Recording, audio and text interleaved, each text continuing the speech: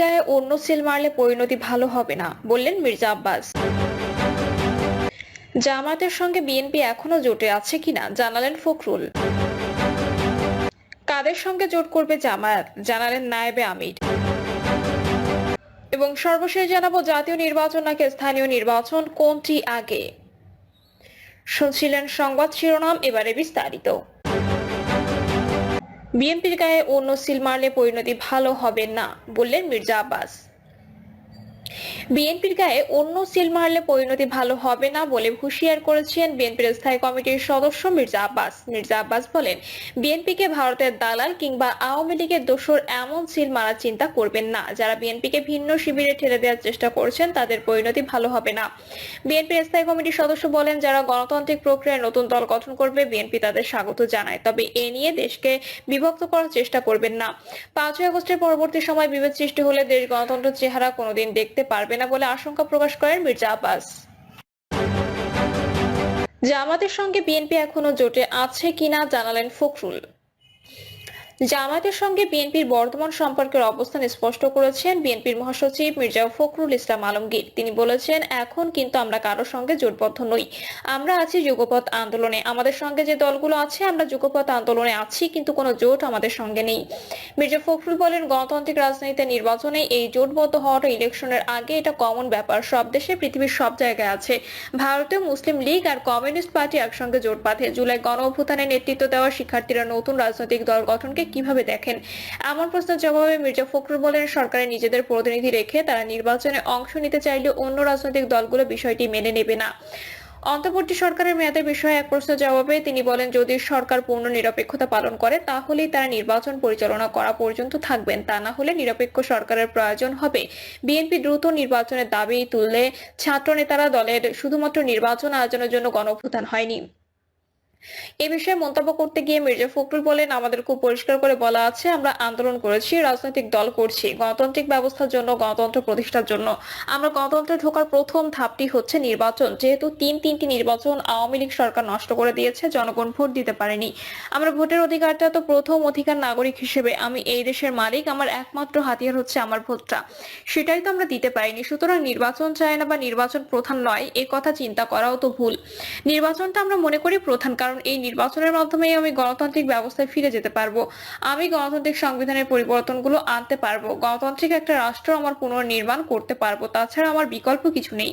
অন্তর্বর্তী সরকার যেসব সংস্কারের কথা বলছে তা নির্বাচিত সরকার ছাড়া পুরোপুরি অর্জন করা সম্ভব হবে না বলে যুক্তি দিতে গিয়ে মির্জা ফখরুল বলেন, যে কোনো সংস্কারের অনুমোদন নেওয়ার জন্য নির্বাচিত সংসদের প্রয়োজন হবে, এই কারণে দ্রুত নির্বাচন দেওয়া প্রয়োজন।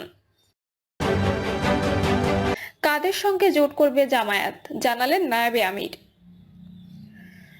বাংলাদেশ জামায়াতে ইসলামের কেন্দ্রীয় নায়েবে আমির অধ্যাপক মুজিবুর রহমান বলেছেন, ইসলাম যেখানে জোট ও সমঝোতা হবে সেখানে, ইসলাম ছাড়া জোটও নাই, সমঝোতাও নাই। আমরা ইসলামে জন্মগ্রহণ করেছি, ইসলামে বেঁচে আছি, ইসলাম নিয়ে মরবো, ইসলাম ছাড়া আমাদের কোনো কাজ নাই। বিশেষ অতিথির বক্তব্যে শাহজাহান চৌধুরী বলেন, দেশ ও জাতি গঠনে জামায়াতের সুনির্দিষ্ট পরিকল্পনা রয়েছে, মানবজাতির কল্যাণ সাধনই জামায়াতের রাজনীতির মূল উদ্দেশ্য। জাতীয় নির্বাচন নাকি স্থানীয় নির্বাচন, কোনটি আগে? আমরা দুই ধরনের সরকারের সঙ্গে পরিচিত, একটি হলো স্থানীয় সরকার এবং অন্যটি হলো জাতীয় বা কেন্দ্রীয় সরকার। তবে সরকার বলতে আমরা দ্বিতীয়টিকেই বুঝি। সরকার মানেই ঢাকায় বসে কিছু লোক ছড়ি ঘোরান, তাদের দখলে আছে সচিবালয়, পার্লামেন্ট ও আদালত, সঙ্গে আছে জেলখানা, গোয়েন্দা পুলিশ আর মিলিটারি। স্থানীয় সরকার আছে 3 স্তরে, জেলা পর্যায়ে জেলা পরিষদ, উপজেলা পর্যায়ে উপজেলা পরিষদ ও ইউনিয়ন পর্যায়ে ইউনিয়ন পরিষদ। ছোট শহরে আছে পৌরসভা, বড় শহরে আছে সিটি কর্পোরেশন। এগুলো নামেই সরকার, ঢাক নেই, তলোয়ার নেই, নিধিরাম সর্দার। আমাদের দেশে স্থানীয় সরকার পরিচালিত হয় কেন্দ্রীয় সরকারের নির্দেশে, বলা যায় এটি সরকারের এক্সটেনশন। স্থানীয় পর্যায়ে কেন্দ্রীয় সরকারের কাজকর্মের জোগালি। সরকারি কর্মকর্তারা চাইলে স্থানীয় সরকারের নির্বাচিত প্রতিনিধিকে বরখাস্ত করতে পারেন। তারপর স্থানীয় সরকারের একটা গুরুত্ব আছে, কারণ এটা নাগরিকদের একেবারে ঘরের দুয়ারে। ধরা যাক ইউনিয়ন পরিষদ, কোনো ঝামেলা না হলে 5 বছর পর পর এখানে নির্বাচন হয়। ব্রিটিশ আমল থেকে হয়ে আসছে, তখন নাম ছিল ইউনিয়ন বোর্ড। পাকিস্তান আমলে নাম হলো ইউনিয়ন কাউন্সিল, বাংলাদেশের নাম হলো ইউনিয়ন পরিষদ। এর মধ্যে কাজের পরিধি অনেক বেড়েছে খরচ ও আর্থিক বরাদ্দ। আগে ইউনিয়ন বোর্ডের প্রধান ছিল প্রেসিডেন্ট। ব্রিটিশ আমলে প্রেসিডেন্ট বলতে ইউনিয়ন বা জেলা বোর্ডের প্রেসিডেন্টকে বোঝাতো। এখন তো প্রেসিডেন্ট হলেন রাষ্ট্রপ্রধান, তিনি বলেন বঙ্গভবনে। স্থানীয় পর্যায়ে প্রেসিডেন্টরা হয়ে গেলেন চেয়ারম্যান। এদেশের নাগরিক সমাজ ও রাজনীতিবিদরা অনেকদিন ধরে স্থানীয় সরকারের ক্ষমতায়ন নিয়ে কথা বলে আসছেন। ক্ষমতায়নের ভিত্তি হচ্ছে স্বশাসন। উদাহরণস্বরূপ ইউনিয়ন পরিষদ হবে স্বাধীন, এটি খাজনা আদায় করবে, বাজেট তৈরি করবে এবং সে অনুযায়ী খরচ করবে, সেবা দেবে। এটি হয়ে ওঠেনি। যারা রাজধানীতে বসে সিদ্ধান্ত নেন তাদের আছে সর্বগ্রাসী ক্ষুধা। তারা তামাম দেশটাকে বগলদাবা করতে চান। ক্ষমতা ভাগাভাগি কিংবা দায়িত্ব বিলি বন্টনের মানসিকতা নেই। কেন্দ্রীয় সরকার হচ্ছে সার্বভৌম, স্থানীয় সরকার হচ্ছে অধস্তন এজেন্ট। ঢাকায় যখন একটা সরকার থাকে সে তার সব সেবামূলক কাজ করে ইউনিয়ন বা উপজেলা পরিষদ মাধ্যমে। এগুলো নিয়ন্ত্রণে থাকলে ঢাকায় নিজেকে অনেক নিরাপদ ও নিরুপদ্রব মনে হয়। সেজন্য দেখা যায় যিনি সংসদ সদস্য হন তিনি তার পছন্দের ও অনুগত লোকদের স্থানীয় সরকারে দেখতে চান। এর ফলে তিনি স্থানীয় পর্যায়ের সেবা ও সম্পদের উপর মালিকানা প্রতিষ্ঠা করতে পারেন। ইউনিয়ন পরিষদ হচ্ছে সংসদ সদস্যের ক্ষমতার ভিত্তি। স্থানীয় নেতারা সংসদ সদস্য তথা জাতীয় নেতাদের টাকা ও লাঠির উৎস। সংসদ নির্বাচনের সময় তারা ভোট জোগাড় করে দেন, আবার জাতীয় নেতাদের সঙ্গে দহরাম মহরাম রেখে স্থানীয় নেতারা একদিকে নিজেদের সুরক্ষিত রাখেন, অন্যদিকে তার রাজনৈতিক পৃষ্ঠপোষককে ঢাল হিসেবে ব্যবহার করে নিজের তরক্কি বাড়ান। এই ব্যবস্থা চলে আসছে দশকের পর দশক। একটা সময় ছিল গ্রামের সবচেয়ে শিক্ষিত ভদ্র ও বনেদি পরিবারের লোকটি স্থানীয় সরকারের নেতা হতেন। অনেক ক্ষেত্রে তিনি নিজের টাকা খরচ করে মানুষের সেবা করতেন। এগুলো এখন রূপকথা মনে হয়। বেশিরভাগ জায়গায় দেখা যায় গ্রামের সবচেয়ে খারাপ লোকটাই নির্বাচিত হচ্ছেন। তিনি এটা পারছেন বেশির জোরে এবং তাকে প্রশ্রয়দানকারী নেতার আনুকূল্য পেয়ে।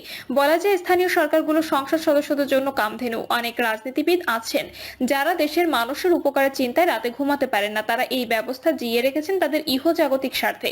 গত বছর আগস্ট মাসে দেশে একটা ওলটপালট ঘটে গেছে।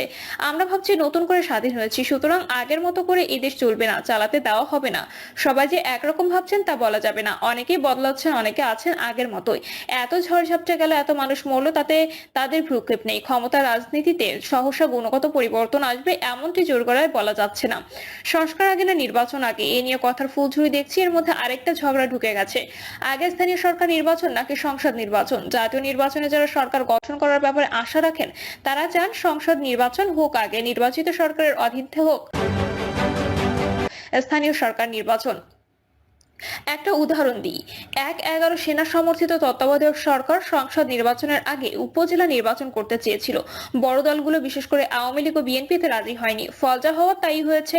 ২০০৮ সালের ডিসেম্বর হলো জাতীয় সংসদ নির্বাচন। ২০০৯ সালের জানুয়ারিতে আওয়ামী লীগ সরকার গঠন করে উপজেলা নির্বাচনের আয়োজন করে।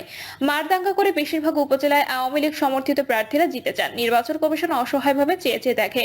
কমিশনের প্রধান এটিএম শামসুল হুদা সে সময় একটি মন্তব্য করেছিলেন, দলীয় সরকার অধীন সুষ্ঠু নির্বাচন সম্ভব নয়। শেখ হাসিনার রাজত্বে দলীয় প্রতীক স্থানীয় সরকার নির্বাচনের নিয়ম চালু হয়। হাসিনার স্থবকেরা যুক্তি দাঁড় করান, অমুক অমুক দেশে তো এই ব্যবস্থা আছে, তাহলে এই দেশে